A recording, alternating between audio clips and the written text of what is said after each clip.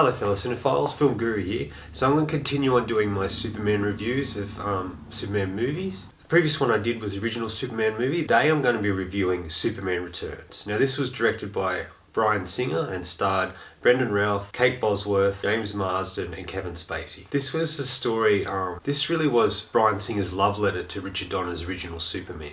Rather than doing a remake here, he did a sort of a sequel.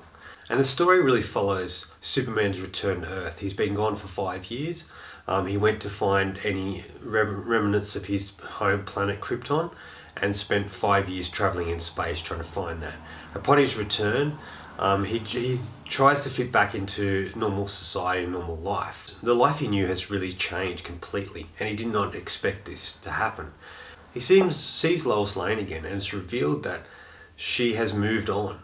Not only has she written an article saying why the world doesn't need Superman and she won a Pulitzer Prize for, she's also engaged and has a 5-year-old son. This sort of shocks Clark Kent, Superman, because he doesn't quite know what to do. The world and the life he knew is gone, and now what does he do? How does he fit it back into this world? And he's really pining after Lois Lane, wishing things were going back to the way they were, wish he could explain why he had to leave to her, and why he didn't say goodbye when he should have. And once again, due to him returning to the Daily Planet Clark Kent, we get to see Superman doing what he does best, saving Lois Lane and a plane full of passengers from crashing into the ground. And this is where everyone first gets a glimpse of Superman once again, who's, like I said, been missing for 5 years. Not only does Superman return, but so does Lex Luthor. He returns to wreak havoc, and it's up to Superman to try and stop him. It becomes a race against time after Lex Luthor steals some crystals from the Fortress of Solitude to create his own island or his own type of real estate, which harks back to the first film, which is what the original Lex Luthor wanted to do. And so this is sort of a sequel carrying on from that idea. And it really becomes a race against time, him trying to stop Lex Luthor from creating this thing and destroying Metropolis.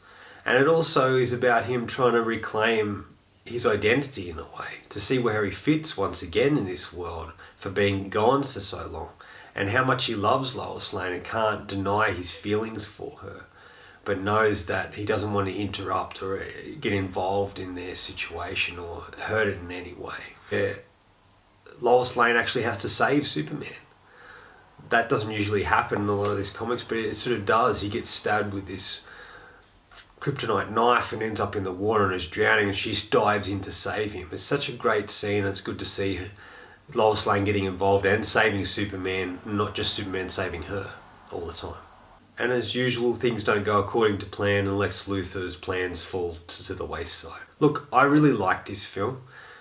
It didn't do real well when it came out. It's not a very popular film. They talk about how not a lot happens in it and that it's kind of a boring sort of film and Superman's boring and stuff like that, but I really like it. It's more of a love story element to it. It's like taking on a lot of the new Superman films, or different interpretations of him, focus on one area of things, and they serve a purpose for each film serves a purpose within the Superman canon. And I think that this one is really the love story. It's about Superman and Lois Lane, about his love for her, and not being able to pursue that anymore because things have changed. And him still wanting to protect her and look after her, and she's the most important thing to him. He feels lost without her and lost in life, not having her involved in his life anymore. I think Bryan Singer did a really great job here, and it really is a love letter to the original Superman. There are scenes that copy the original Superman, even word for word dialogue, but it's sort of showing Bryan Singer's love for Superman and trying to reinvent this character that hadn't been around for a while. The last film that they did, Christopher Reeve did Superman 4, The Quest for Peace, that was done many years ago. So it was ultimately him sort of bringing this Superman back. And I must admit, even though I was a big fan of Superman as a kid, I hadn't really been into him for quite some time. And then when this film came out, I went to see it at the cinema, and it was the first time I really got back into Superman, and I got passionate about Superman again and wanted to see more of these sort of movies and also see the original films. I think this reinvented it. It sort of paid homage to the original film, so it gave the audiences something that they remembered, but also brought something new to it, I felt. Even though not a lot happened, it's really about the relationship between Superman and Lois Lane that was really interesting about this sort of film. Now I'm going to go into a bit of spoilers with this, so if you haven't seen it, maybe you should turn this video off and go and watch it. I'll just skip over what I'm about to say here. What I really liked too about this was the fact that they introduced this idea of the Lois Lane's kid, who turns out to be Superman's son. And he can't breathe and he has a lot of ailments and sicknesses because he's trying to get used to the Earth, much like Superman did when he first arrived. And I thought this was a great element to it, that it is revealed that he's his son. And he has this great scene where he goes to see him at the end and he says, the father becomes the son becomes the father. And it sort of harks back to what Jor-El said to Clark Kent Superman as well. And I think that's really great. And I would have loved to have seen a sequel to this, to see this young kid growing up and becoming to terms with his abilities and how that would work with Superman being there and Lois Lane being in a relationship with Perry White's nephew. I would have liked to see more of it, but unfortunately this film didn't do real well. Not a lot of people really liked it, and I don't think it's really a cult classic or I don't think it's a cult classic or any of the people these days really like the film. There's so much to like about this film. I think the acting's solid. Brendan Routh is really great in it, and I think he's a great homage to Christopher Reeves, and the way he looks and acts is very similar. It's very clever and very well put together, and he looks really great as Superman. They changed the suit a bit more. It just looked better, I felt. The clothing and his portrayal of Superman was really great, and the visual effects of making him fly worked. Some of them didn't, but most of them did, and I thought that was quite good. I thought Kate Bosworth was fantastic as Lois Lane. Strong, powerful, able to, like I said, she was able to save Superman in this one. She's a very strong and capable woman who gets herself into trouble, yes, but she is still very capable of what she can do as a reporter. We get to see that through this film. And she's the actress who does this, my second favourite portrayal of Lois Lane, where Margot Kidder was the original and I really liked her the best, but Kate Bosworth does a really great job. Not a lot of people think she does, but I think she's really great in this. She has some really great scenes. I like her relationship with Clark and Superman and the relationship between her and her son. And there's some great moments with them together where they're being held on the boat by Lex Luthor and Lois is about to get hurt and the boy pushes the piano and kills the man. And I think that's a really great scene in that. There's some really great elements to it. And you really feel for Superman in this and you go on the journey with him. You want him to, part of you wants Superman and Lois Lane to get back together, but you know it's not going to be really possible with the situation they find themselves both in. At the start of the film there's some good sort of flashbacks to see him sort of first learning to use his abilities and what he can and can't do and how that's able to transpire. I like the fact it was shot in Australia as well. There's a lot of Australian actors in it. I really liked the way it looked. It really felt like the old school 1930s sort of building. The way people were dressed, the way the building looked. No one had a mobile phone. It sort of was a hark back to that, but it was set today and now. There was computers and other technologies within that, but it was just the fact that the way the interior of the Daily Planet looked and felt, the costumes that all the characters wore were very old school, and I kind of liked that. It was a homage to the original film, as well as the original incarnation of Superman. So I'm going to talk about the elephant, I guess, in the room.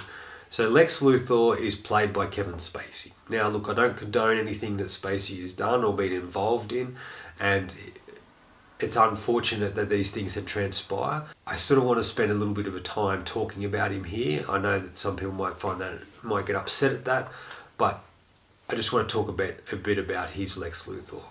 So he plays Lex Luthor in a really aggressive sort of way. He's sort of scary. He's not as fun as Gene Hackman's character. He's a bit more dark and sinister. And he does some really horrific things. And one of the main things in it is this particular scene after he's created his own Fortress of Solitude in the water that's going up, that he's going to create real estate that's slowly destroying Metropolis. Superman comes to him there to try and stop him, and because this fortress he's created is part ice but also part kryptonite, Superman loses his abilities. And subsequently, ultimately, Lex Luthor and his goons attack Superman. They beat him up really badly, and Lex Luthor stabs him in the back with a kryptonite knife, which is such a horrific and dark scene. And then he falls off it into the water, and this is ultimately where Lois Lane saves him. But it's such a dark and twisted scene in all the films, in all the incarnations of Lex Luthor. I thought this was the most brutal. And what Superman goes through, it's just sort of horrific in a way, and it's the one part of this film that I really struggle with, and I feel's dark element to it. And I think the creation of this Lex Luthor, Spacey really brings a dark and terrifying side to him that we haven't seen before. And I don't ultimately know if that's a good thing, because I think the Gene Hackman original concept was a much better idea, and what they were able to accomplish with that was a lot better. Anyway, that's all I really want to say about Lex Luthor there. Yeah, there's so much to love in this film. The introduction of Superman's son, how Lois Lane and Superman are now, how she's moved on, how she's written these articles and won a Pulitzer Prize for the fact that Superman's not around, the fact she's still angry with Superman, not explaining why he left or saying goodbye when he did, and just the fact he returned, she doesn't really like that and gets quite upset about it. There's some really great romantic scenes in it. There's a reminiscent scene from the original film in this where he meets, when Lois is having a rough time, she goes up to Routh to have a cigarette, and that's when she interacts with Superman again, and they go on this flight together. It's really, really wonderfully put together and shot, and a real great homage to the original film. And Bryan Singer, I think, is a great director. He really reinvented the superhero genre with X-Men, and this was sort of another film that he did after X-Men 2 that I think was really great, and he really put a lot of effort into this. He's a big fan of Superman. He relates to Superman a lot, feeling a bit alienated, being an orphan like Bryan Singer was, and his sort of relatability to that, and I think he puts a lot of his passion and his love for the story into this film, and it's very, very well done. It may not be for everyone, but I really thoroughly enjoyed it, and if you're a fan of Superman, it's really one you need to see before you go on to the new DC Universe stuff, because it sort of is just a different one compared to the other films. Anyway, that's all from me today. Thanks for watching. I hope you enjoyed this. The next film I'm going to be doing is Man of Steel. So the next film I'll be reviewing in the Superman canon is Man of Steel. So this will be going into the new DC universe that has been created with Henry Cavill playing Superman this time. And we'll sort of look at that as we go along.